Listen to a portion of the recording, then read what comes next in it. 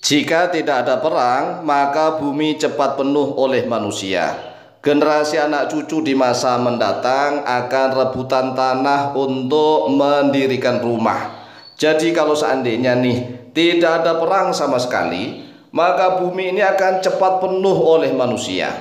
Lambat laun manusia akan rebutan juga. Mereka akan rebutan tanah, rebutan dengan cara apa? Dengan cara perang.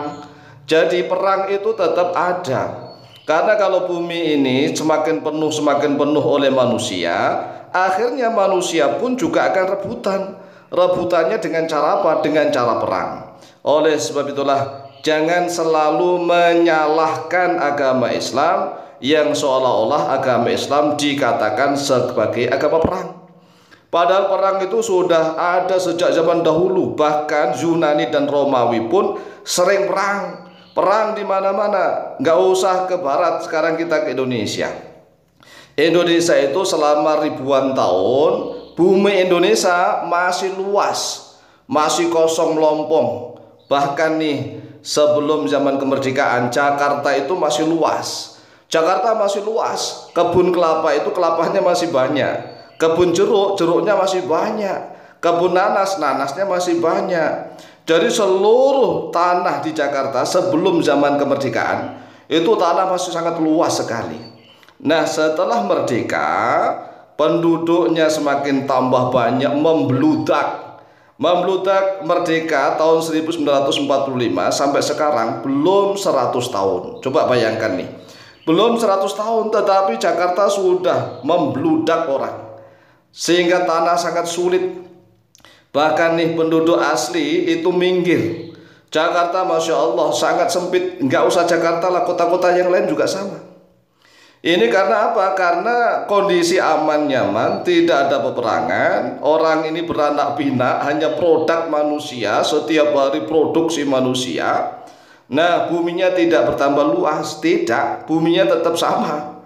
Buminya tetap sama, manusianya bertambah banyak. Sehingga Indonesia ini belum genap 100 tahun merdeka, nggak ada perang, buminya sudah membludak manusia.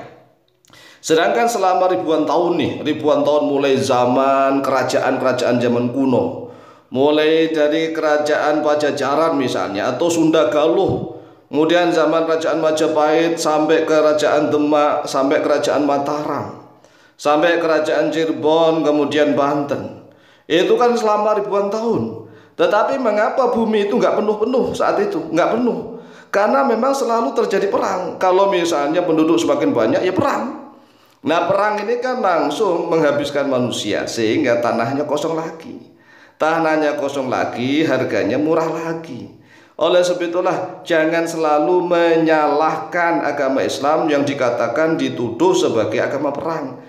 Ini salah Anda jangan terprovokasi oleh orang-orang barat, orang-orang Amerika. Orang-orang barat dan orang-orang Amerika juga sudah memikirkan hal ini. Bumi sudah semakin sempit oleh manusia. Nah, dalam keadaan bumi semakin sempit, ini kan juga lapangan pekerjaan semakin rebutan. Jalan-jalan semakin sempit karena manusianya sudah semakin pelit. Semakin pelit karena memang bunyinya sempit, rumahnya sempit. Bahkan sekarang ini ada rumah tipe RRS, SSSS. Rumah sangat sederhana sekali, sempit sekali begitu. Ini kan karena buminya sempit. Oleh sebab itulah ingat di dalam surat Al-Baqarah ayat yang ke-216. Lihat surat Al-Baqarah ayat yang ke-216. Allah Azza wa Jalla telah menetapkan adanya perang itu walaupun perang itu dibenci. Wa huwa kurhul lakum.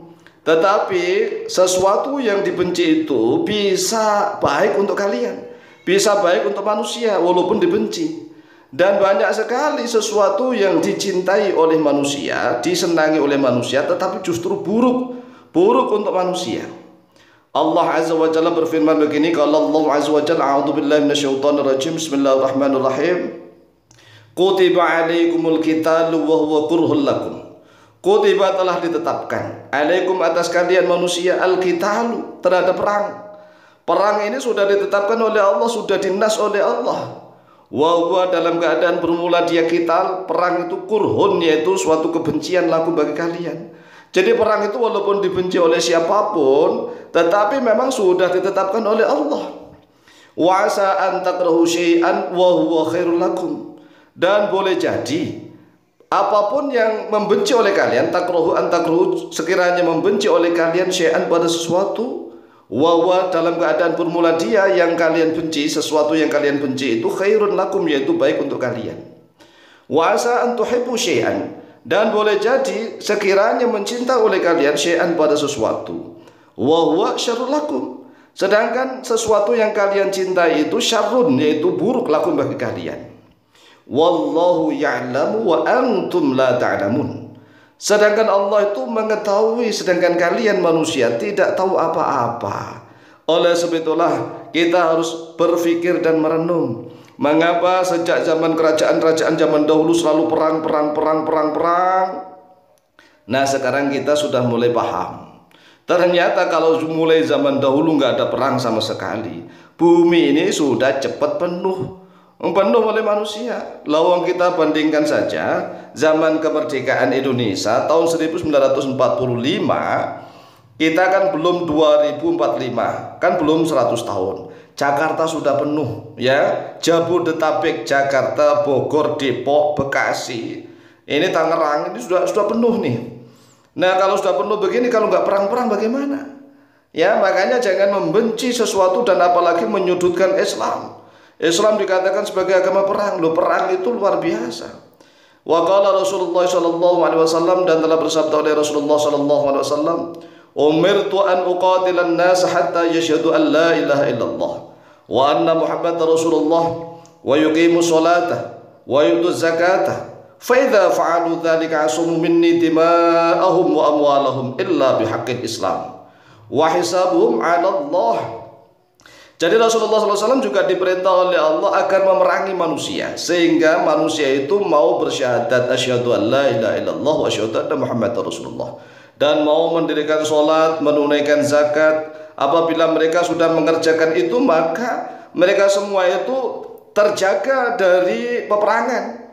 Darah mereka terjaga, harta mereka terjaga, kecuali dengan haknya Islam, yaitu dengan adanya peradilan, hukuman peradilan. Wa hisabum 'ala Allah, dan hisab mereka itu atasnya Allah. Ini hadis sahih Bukhari Muslim dari Abdullah bin Umar radhiyallahu anhuma. Nah, inilah namanya perang ini, bukan hanya perang senjata, tetapi memerangi kebodohan, memerangi kemungkaran, memerangi kemaksiatan, memerangi kedoliman, memerangi korupsi, memerangi segalanya. Oleh sebab itulah kita nggak boleh menuduh sembarangan. Demikian, semoga manfaat dan barokah. Lebih dan kurangnya mohon maaf. Wallahu ta'ala a'lam bishawab.